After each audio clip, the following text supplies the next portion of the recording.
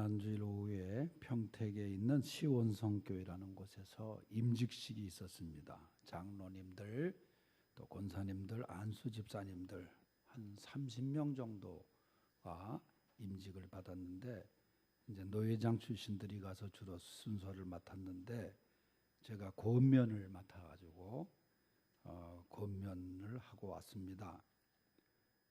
권면하는데 오늘 12절 말씀을 먼저 읽고, 나를 능하게 하신 그리스도 예수 우리 주께 내가 감사함은 나를 충성되이 여겨 내게 직분을 맡기셨다.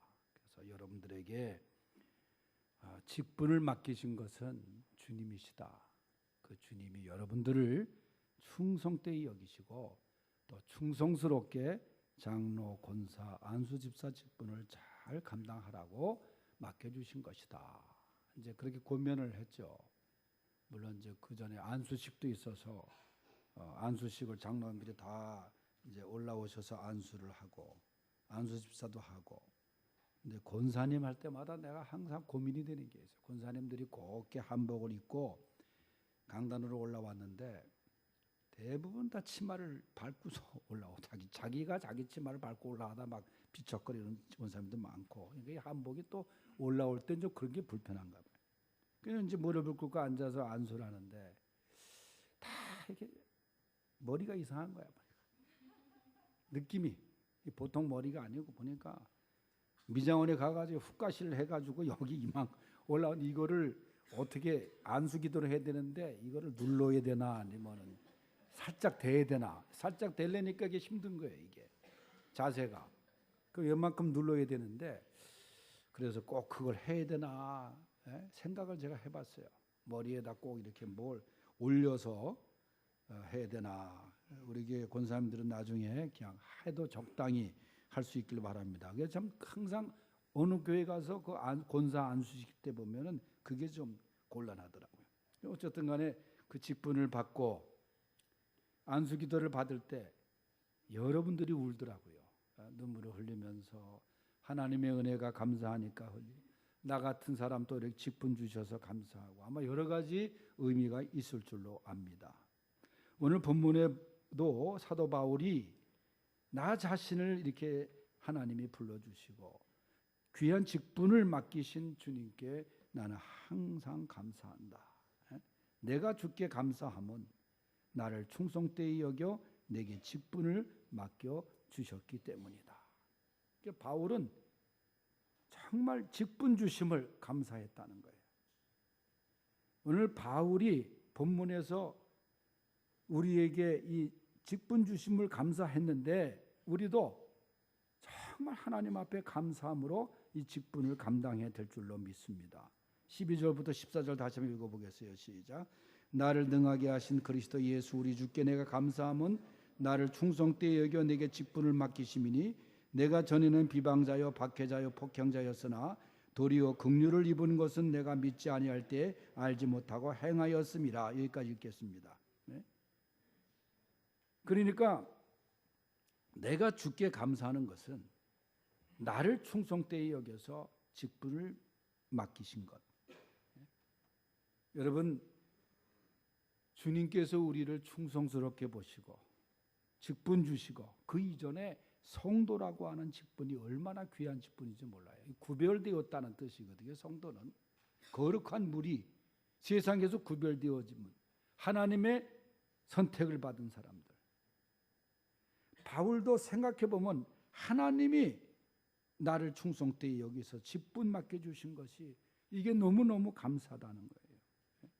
여러분, 우리가 세상에서 직분 받으면 얼마나 좋아들 합니까? 더군다나 그 직분이 사회적인 직분이 대단한 거면 너무너무 영광스럽다고 하잖아요. 저 시골 가면 육군 중령 진급해도 현수막에 누구누구 아들 육군 중령 진급했다고. 대단한 거라고 생각하나? 그처럼 대단하죠. 그것도 그 마을에서 그런 중령이 나왔으니까. 장군 나오면 더 그렇고. 내가 모르게 몰라도 우리 하철수 장로님도 장군 됐을 때 아마 횡성의 현수막이 내가 아마 12개 정도 붙었을 거예요. 더 많이 붙었어요? 그러니까 이 시골에서 장군 나왔으니까 얼마나 영광스러운 거예요. 그 장군의 직분을 이 세상의 직분은 그만한 자격을 논하는 데 있어서 학력도 때로는 보죠. 또 재력도 보는 것도 있죠. 인품도 물론 다 보고 외모도 보고 하지만은 하나님이 우리에게 직분 주실 때는 하나님께서 우리를 충성되이 보시는 것, 그거 하나예요. 그가 아무리 죄인이었어도 아무리 흠이 많아도 하나님의 충성되이 보시면 하나님이 맡기시는 거예요. 이 성도라는 것도 부르심도 하나님께서 우리를 선택하셔 부르셨고 조건 없이 부르셨기 때문에 우리가 다 이 자리에 앉아 있는 거지, 조건을 하나님 기준으로 따져서 앉아 있게 한다면 누가 앉아 있겠어요? 그래서 하나님이 나를 충성되이 여겨서 성도로 부르시고 장로로, 권사로, 집사로, 권사로, 또 성가대로, 교사, 성도로 다 부르신 그 이유가 뭐냐? 우리를 충성되이 여기셔서. 그러면 충성되이 여기셔서 불러주셨는데 고린도전서 4장 2절에 보면은 맡은 자들에게 구할 것은 충성이니라 그랬어요. 충성되이 여겨 불러주셨는데 우리가 충성해야죠. 적당히 해서는 안 됩니다. 여러분, 충성이라는 것은 적당이라는 게 없어요. 정말 최선을 다해서 주신 은혜 감사하면서 충성해야 되는 거예요. 사도 바울이라는 사람 과거 행적을 보면은 오늘 자기가 고백했지만은 자기는 비방자였다는 거, 얼마나 비방을 했는지, 예수님을, 기독교를 비방했는지 거기에 앞장섰던 사람이에요. 또 박해자라 그랬어요. 여러분, 사도 바울이 기독교인들을 얼마나 잡아오게 가뒀는지 몰라요. 심지어는 죽이는 사람도 있었고. 그가 그런 사람이었어요. 그리고 폭행자였다. 기독교인들을 고문하기도 하고, 그런 게 자기 과거의 모습이라는 거예요. 그러한 자기를 생각하면은 참으로 부끄럽기만 하고 죄송스럽기만 하고, 그런데 주님이 자기를 불러주시고 훈련시켜 주시고 충성되이 여겨주셔서 사도의 직분을 주셨으니 나는 너무나 감사한 것뿐이다. 다시 말씀드리면 여러분, 세상에서 귀한 직분을 받으면 얼마나 기분이 좋습니까? 세상에서 받는 거, 그러나 그것은 하나님의 주시는 직분에 비하면 비교할 바가 안 되는 거예요. 때로는 세상의 수고가 헛되지만은 주 안에서의 수고는 결코 헛되지 아니하니라 성경 말하고 있어요. 그 충성에서 오는 기쁨은 오래가지 못해요.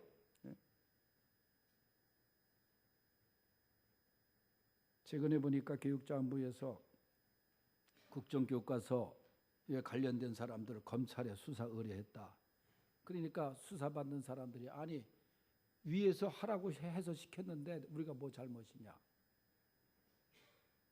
공무원을 어렵게 들어가서 올라가는 사람들이 이게 정권이 바뀌니까 불안해가지고 말이죠. 그러니까 이런 일들이 반복되는 거예요. 바람직하지 못한 일이에요. 나라 위해서 충성해야지 정권에 충성하는 것은 바람직하지 못한 거예요. 그러나 주님이 주시는 직분은 세상의 직분과는 근본적으로 다릅니다. 우리가 주님이 주시는 그 직분을 감사함으로 잘 감당할 수 있기를 바랍니다. 대충 하지 마세요. 마태복음 25장 달란트에 비유해 보면은 주님이 이런 말씀을 하세요. 네가 작은 일에 충성하였음에 내가 많은 것으로 네게 맡기리니 네가 주인의 즐거움에 참여할지어다. 한 달란트 받은 사람이 열심히 충성을. 여러분, 내 하는 일들이 작다고 해도 충성하면은 많은 것이 주어지고 주인의 즐거움에 참여하게 될지어다. 이것이 주님의 말씀입니다. 충성이라고 하는 것은 내 힘으로 하는 것이 아니에요. 오늘 말씀에 보면은 나를 능하게 하신 그리스도 예수 우리 주께 감사한다. 사도 바울은 자신의 힘도 대단했던 사람이에요. 율법으로나 가문으로나 학문적으로나, 그러나 보니까 다 그게 아무것도 아니야. 생각해 보니까 주님 안에서의 능력, 주님의 힘, 주시는 힘, 그것이 자기를 능하게 한다는 거예요. 그래서 빌립보서 4장 13절에 뭐라 그랬어요? 내게 능력 주시는 자 안에서 내가 모든 것을 할 수 있느니라. 충성은 능력의 힘으로 하는 거예요. 주님이 능력을 주세요. 감당할 수 있는 힘을 주시는 거예요. 나를 능하게 하시는 하나님의 힘으로 우리가 충성하는 거예요. 바울은 이것을 경험했어요. 바울은 그래서 얼마나 감사한지, 나 같은 죄인 하나님께서 불러주셔서 이렇게 귀한 직분 주신 것 얼마나 감사한지 몰라요. 설교 후예부를 597장에 보면은 이전에 주님을 내가 몰라라는 찬송이 있습니다. 저는 이 찬송이 바울이 마치 그 바울의 심정을 표현하는 찬송이 아닐까.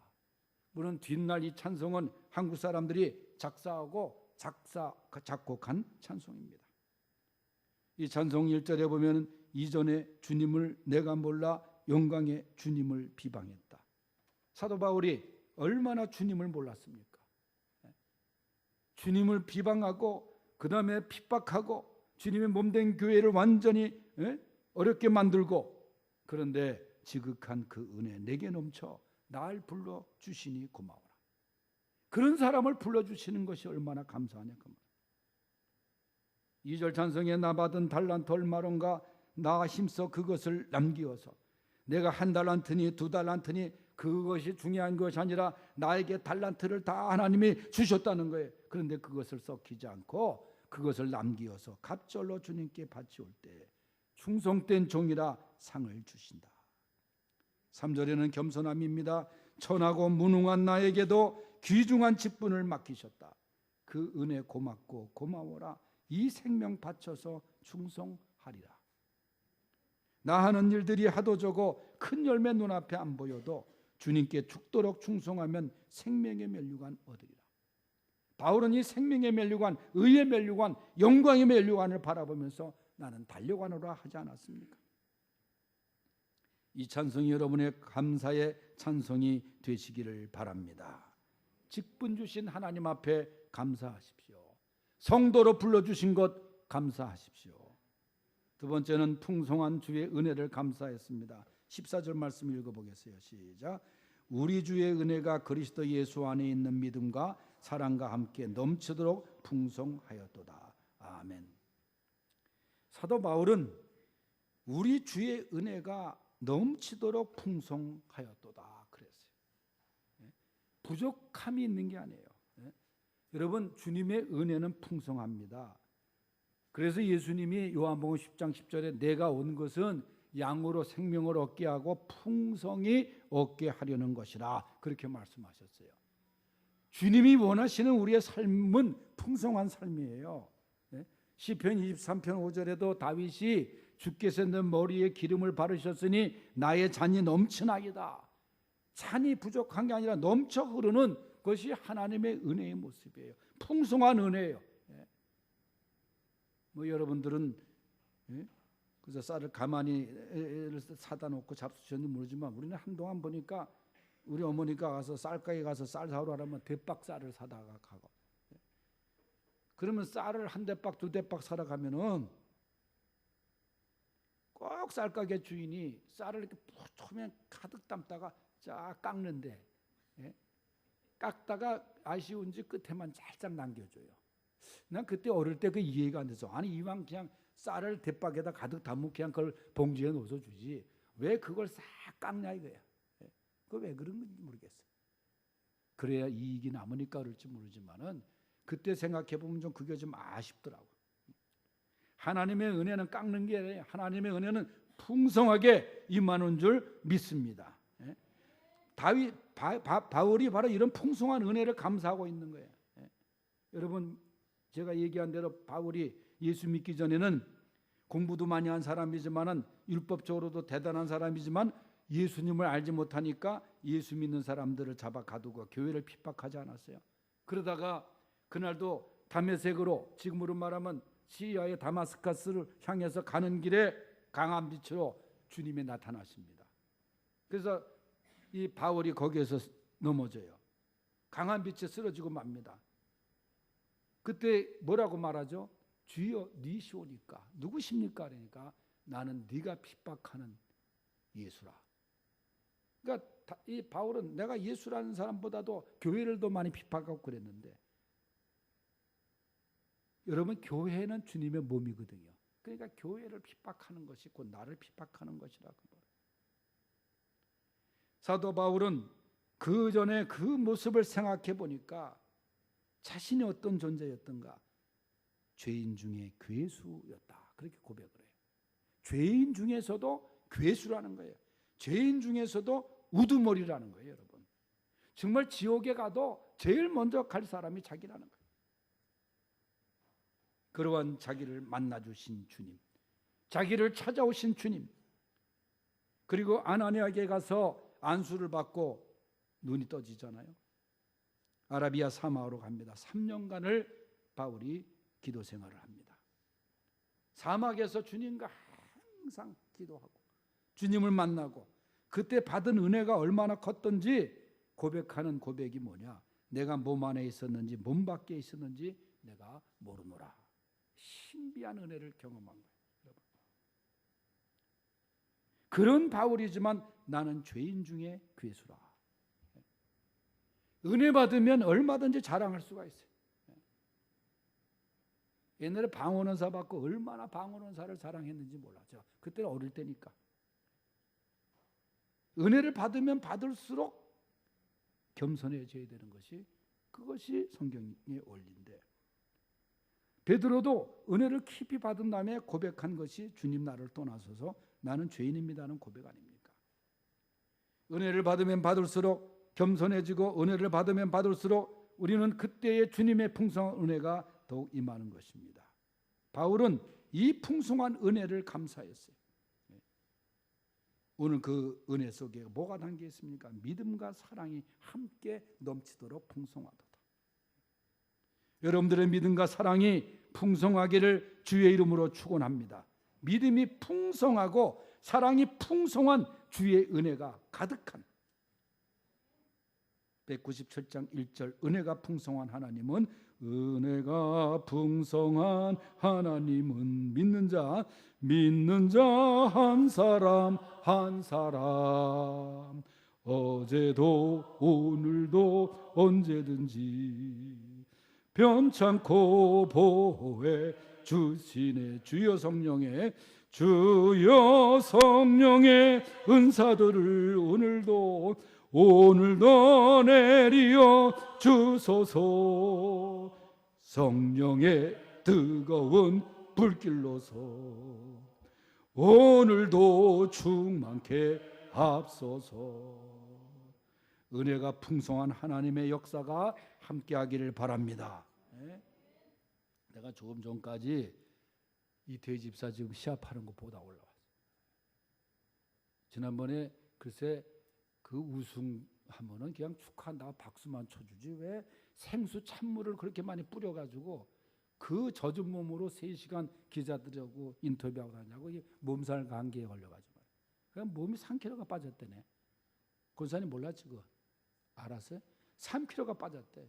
5kg에 또 2kg 더 늘어서 5kg가 빠질 정도면 얼마나 운동선수가 시합 앞두고 5kg가 빠졌으면 얼마나 어려운 일입니까? 근데도 이번 대회 안 나갈 수 없어서 지금 남해에서 시합하고 있는데, 이 매치 플레이라고 해서 이거는 둘이서 경기하면서 이기고 올라가거든요. 그래서 그 몸에 하나씩 꺾고 올라가는데 얼마나 이게 기쁜지. 지금 한 번은 졌지만 오늘 이제 결승 리그니까 지금 시합을 하고 있어요. 지금 2월 이기는 거 보고 왔는데 모르겠다. 하나님의 은혜가, 하나님의 역사가 풍성하길 바랍니다. 어제 또 드라이브가 깨졌대. 또 얼마나 세게 쳤는지 아니면 약했는지 그래가지고 다른 선수 거 빌려가지고 또 쳤대. 그게 자기 몸에 맞는 게 또 있는데 그런 조건에서도 지금 시합을 하고 있습니다. 그래서 하나님께 영광 돌릴 수 있는 그런 귀한 은혜가 있기를 바랍니다. 은혜가 풍성한 하나님은 믿는 자 한 사람 한 사람 어제나 오늘도 언제든지 변찮고 보호해 주시는 하나님이십니다.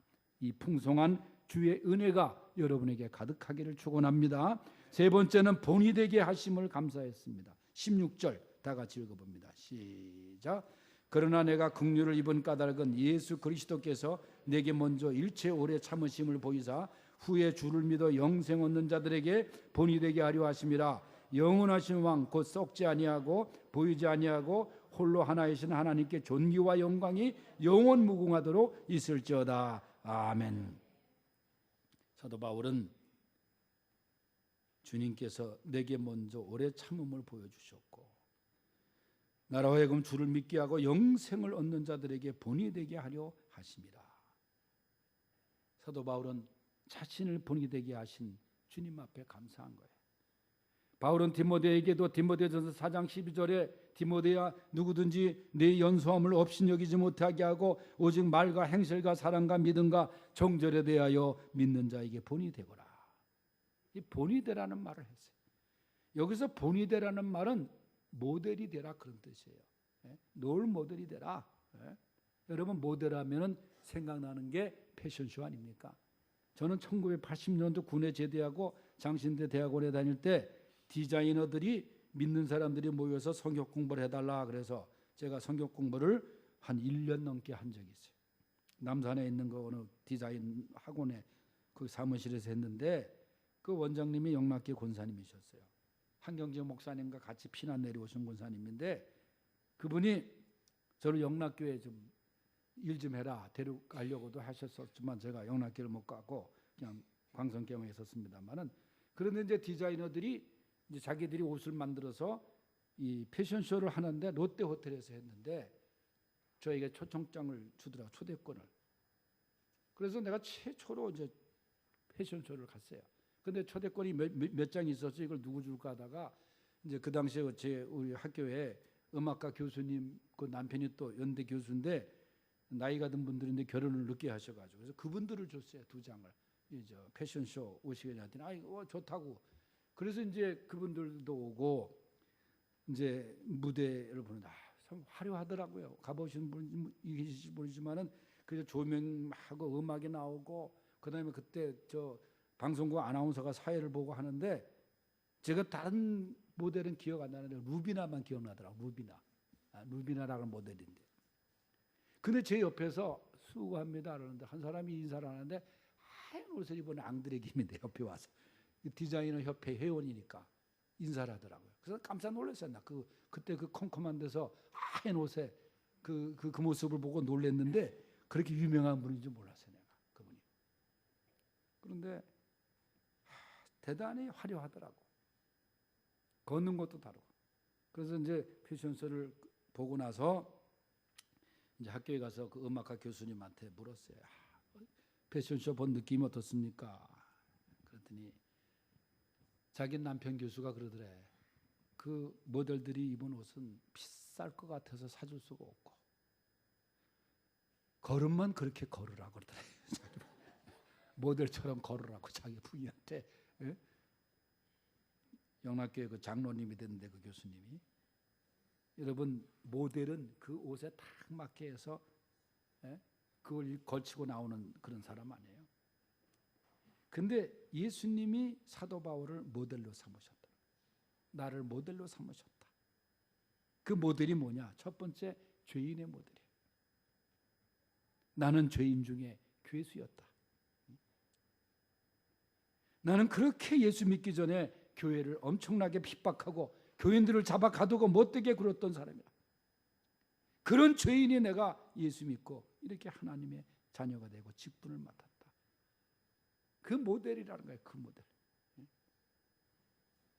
나는 주님을 생각하면 생각할수록 그 은혜에 감사하고 감사한 것이라는 거예요.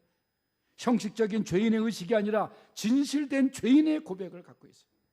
여러분 죄의식이 강한 사람이 예수님께 대한 은혜에 대한 감사가 큰 거예요.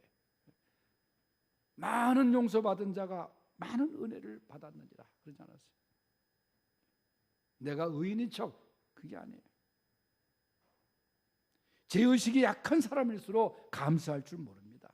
오히려 불평 불만이 많습니다. 사도 바울은 또한 자신이 주를 믿어 영생 얻는 자들에게 본이 되었다는 거예요. 나는 내 공로로 구원받은 것이 아니라 내 행위로 보면 지옥에 가도 맨 앞 먼저 가야 되는데 주님의 공로로 의롭다 하심을 얻은 모델이 되었다는 거예요. 나 같은 사람도 주님의 은혜로 구원 얻었다. 나 같은 죄인도 믿기만 하면 구원 얻는다. 그런 모델이라는 거예요.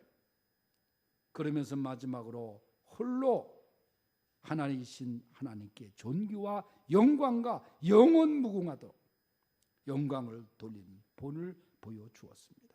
영원하신 왕, 썩지 아니하고 보이지 아니하고 홀로 하나이신 하나님께 존귀와 영광을 영원 무궁하도록 돌릴 수 있는 그런 귀한 성도들이 될 수 있기를 바랍니다.